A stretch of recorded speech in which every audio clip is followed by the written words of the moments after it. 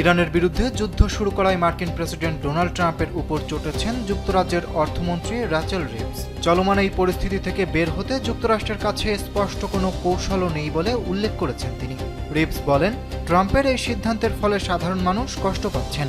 এর ফলে মুদ্রাস্ফীতি বৃদ্ধি, অর্থনৈতিক প্রবৃদ্ধি হ্রাস এবং কর আদায় কমে যাওয়ার মতো প্রভাব দেখা দিতে পারে। এদিকে যুক্তরাজ্যের প্রধানমন্ত্রী কিয়ার স্টারমার ইরান যুদ্ধে জড়াতে অস্বীকৃতি জানানোর পর যুক্তরাষ্ট্রের সঙ্গে দেশটির সম্পর্কে অবনতি হয়েছে। সাম্প্রতিক সপ্তাহগুলোতে ট্রাম্প বারবার যুক্তরাজ্যের প্রধানমন্ত্রীকে নিশানা বানিয়েছেন। এর আগে যুদ্ধের শুরুর দিকে যুক্তরাষ্ট্রকে যৌথ সামরিক ঘাঁটি ব্যবহারের অনুমতি দেয়নি যুক্তরাজ্য।